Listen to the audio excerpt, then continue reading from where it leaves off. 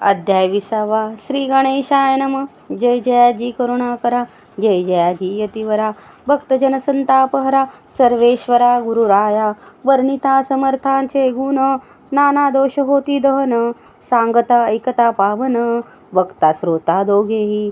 असो कोणे एके दिवशी, इच्छा धरुणी मानसी, गृहस्थ एका दर्शनासी, समर्थांच्या पातला.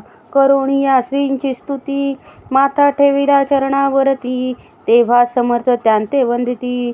हास्यवदने करुणी, फकीरा ते देई खाना, तेने पुरतील सर्व कामना. पक्वाने करुणी नाना, यथेच्छ भोजन देई जे, गृहस्थे आज्ञा म्हणून, केली नाना पक्वाने. फकीर बोलले 5 जण, जेवू घातले तया ते. फकीर तृप्त होऊन जाती, उच्छिष्ट उरले पात्रावरती, तेव्हा समर्थ अज्ञापिती.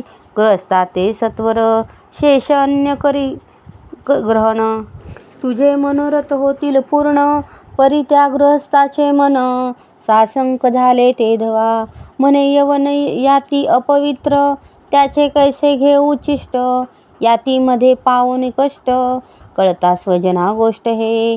आला मनी ऐसा विचार, तो समर्थासी कळला सत्वर. म्हणती हा अभाविक नर, कल्पना चित्ती याचिया. इतक्या माझी सहजिक, कोणी भ्रमिष्ठ गृहस्थ एक. येवोनी स्वामी सन्मुख, स्वस्त उभा राहिला. दारिद्र्यग्रस्त झाला म्हणून, भ्रमिष्ठ फिरे रात्रंदिन. द्रव्य मिळावयाचे साधन, त्याजवळे नसे परी. त्यासी देखोनी समर्थ, म्हणती हे उच्छिष्ट घे त्वरित. तो निशंक मनात, पात्रावरती बसला. त्यासी बोलले समर्थ, तू मुंबापुरी जाईस त्वरित. सफल होतील मनोरथ, द्रव्य प्राप्ती होईल. स्वामी वचनी भाव धरला, तत्काळ मुंबईचा आला. उगाच भटको लागला, द्रव्य मिळेल म्हणून. प्रभात समयी एके दिवशी, गृहस्थ निघाला फिरावयासी. येऊन एका घरापासी, स्वस्त उभा राहिला. तो घरातून एक वृद्ध बाई, दार उघडून घाई घाई. बाहेर येऊन पाही, गृहस्थ पडला दृष्टीसी. तिने बोलविले त्याला, आसनावरी बैसविला. 10,000च्या दिधल्या नोटा आणून सत्वर.